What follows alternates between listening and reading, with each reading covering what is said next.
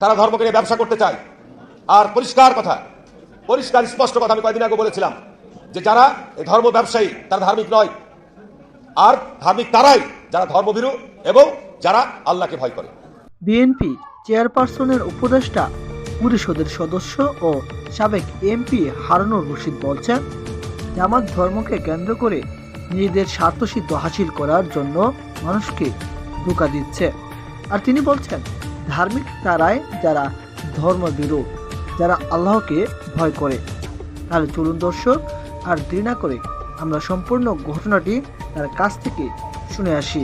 আর অবশ্যই যাবার আগে আপনাদেরকে বলে নেই, যারা এখনও আমাদের চ্যানেলে সাবস্ক্রাইব করেনি তারা প্লিজ সাবস্ক্রাইব করে পাশে থাকা বেল আইকনটি বাজিয়ে দিন, যাতে সবার আগে আমাদের ভিডিওর নোটিফিকেশন আপনার কাছে চলে আসে। তারা ধর্মকে নিয়ে ব্যবসা করতে চায়। আর পরিষ্কার স্পষ্ট কথা আমি কয়েকদিন আগে বলেছিলাম যে যারা এই ধর্ম ব্যবসায়ী তারা ধার্মিক নয়, আর ধার্মিক তারাই যারা ধর্মভীরু এবং যারা আল্লাহকে ভয় করে। বন্ধুরা আমার, আমি আজকের মাননীয় সভাপতি এবং মাননীয় প্রধান অতিথির দৃষ্টি আকর্ষণ করে বলতে চাই, আমার এলাকায় বীরশ্রেষ্ঠ ক্যাপ্টেন মহিউদ্দিন জাহাঙ্গীর সাহেব শায়িত রয়েছেন। 1971 সালের 14 ডিসেম্বর উনি রাজাকারদের দ্বারা নিহত হয়েছেন, পাকিস্তানি সেনাবাহিনীর দ্বারা নিহত হন নাই। শেখ মুজিব সাধারণ ক্ষমা ঘোষণা করেছিলেন, শেখ হাসিনা এসে বিচার শুরু করেছিলেন। আজকে তারা যেভাবে আস্ফলন করে বেড়াচ্ছে, আমি মনে করি যে যুদ্ধ অপরাধীদের বিচার কন্টিনিউ করা দরকার রয়েছে। কারণ তারা এই কিছুক্ষণ আগে আমার বক্তা বলে গেলেন যে স্বাধীনতার উষা লগ্নে বহু পতিত মুক্তিযোদ্ধাকে তারা নির্মমভাবে হত্যা করেছে, সঠিক। সুতরাং এদেরকে যদি আপনার এই ক্ষমা করে দেওয়া হয়, তাহলে তারা এইভাবে জাতির মধ্যে বিভ্রান্তি অনৈক্য তৈরি করে ধর্ম নিয়ে ব্যবসা করে তারা জাতির মধ্যে যে ষড়যন্ত্র চক্রান্ত বীজ বুনতে চায় সেটিকে তারা এগিয়ে নেওয়ার চেষ্টা করবে।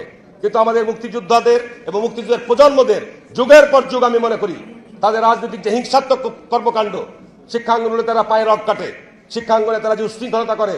শহীদ রাষ্ট্রপতি জিয়া রহমান একজন বীর মুক্তিযোদ্ধা শুধু নয়, উনি বাংলাদেশের রণাঙ্গনে শুধু একজন যোদ্ধাই নয়, উনি বাংলাদেশকে গড়ে তোলার জন্য যে সংবিধান প্রণয়ন করেছিলেন, সকল রাজনৈতিক মত এবং পথকে উনি সমবেত করার সুযোগ দিয়েছিলেন। আজকে তাদের দোসররা বলে যে 72কে সংবিধানকে ফেলে দিতে হবে। যারা সৃষ্টিকে, যারা জন্মকে অস্বীকার করে, আমি মনে করি তারা বেজন্মা, তাদের জন্মের কোনো ঠিকানা নাই। সুতরাং এই বিষয়গুলো সম্পর্কে আমাদের সজাগ এবং সতর্ক থাকতে হবে। আমাদের নতুন প্রজন্মের ছেলেদের মধ্যে তাদের এই ধরনের কর্মকাণ্ডের ব্যাপারে আমাদের আরো বেশি এই মুক্তিযোদ্ধা এবং মুক্তিযোদ্ধার প্রজন্মদেরকে আরো বেশি সজাগ এবং সতর্ক থাকতে হবে। আপনারা নিশ্চয়ই লক্ষ্য করেছেন, এই কিছুদিন আগে এই 5ই আগস্টের পর হিন্দুদের সবচেয়ে বড় ধর্মীয় উৎসব দুর্গাপূজা অনুষ্ঠিত হয়েছে। সেখানে বহু জায়গায় আমি আজ জামাত ইসলামের সাথে যেগুলো ডিবেট করতে চাই, কত বড় তাদের আলেমরা রয়েছে, কোরআনের এবং হাদিসের কোন ব্যাখ্যায় রয়েছে যে আপনার পূজা মণ্ডপ পরিদর্শন করে গিয়ে আলেম ওলামাদের বেশ ধারণ করে সেখানে কি আপনি গীতা পাঠ করবেন? এই যে আপনাদের কোন ইসলামিক আইনের মধ্যে, ইসলামিক দর্শনের মধ্যে রয়েছেন, সূরা কাফিরুনের তাফসীরের মধ্যে ওই জায়গায় কোন একজন আলেম ওলামাদের দরবার মানুষের যাওয়া নিষিদ্ধ। তার কারণ জমিনের মধ্যে সবচাইতে বড় আপনার শিরকি পূজা হয় আপনার দুর্গা পূজা। সেখানে ওনারা যে আপনার ইসলামিক গজল গাইতে শুরু করছেন চিরাগে, কি ব্যবস্থা নিয়েছেন এই সমস্ত আলেমদের বিরুদ্ধে? এই সমস্ত আপনাদের তথাকথিত ভুয়া আলেমদের বিরুদ্ধে কি ব্যবস্থা গ্রহণ করেছেন? এরা এই সমস্ত কর্মকাণ্ড করে বাংলাদেশের মানুষের মধ্যে আজকে বিভ্রান্তির সামনে আমরা বারবার বিএনপি বলছি যে আমাদের অতি দ্রুততম সময়ের মধ্যে নির্বাচন অনুষ্ঠিত হওয়া দরকার। দেশে একটা বিশৃঙ্খলা বিরাজ করছে, একটা স্থবিরতা বিরাজ করছে। এখানে বিএনপি ক্ষমতা আসবে না, কে ক্ষমতা আসবে? কে ক্ষমতা আসবে বাংলাদেশে? যদি আজকে 6 সালে 7 সালে যদি অন-ইলেভেন সরকার মধ্যে দিয়ে সুষ্ঠু নির্বাচন হতো, তখনও বিএনপি ক্ষমতা আসতো।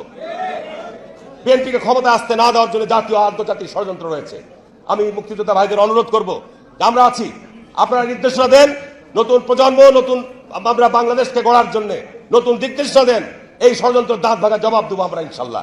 আমি আর বক্তব্য বাড়াবো না, আমি শুধু এটুকুই বলবো যে বাংলাদেশে এই কুলাঙ্গারদের, এই স্বাধীনতা বিরোধীদের স্থান বাংলাদেশের মাটিতে হবে না, হবে না, হবে না, হবে না। আমরা কোনো চক্রান্তকে বরদাস্ত করবো না ইনশাল্লাহ।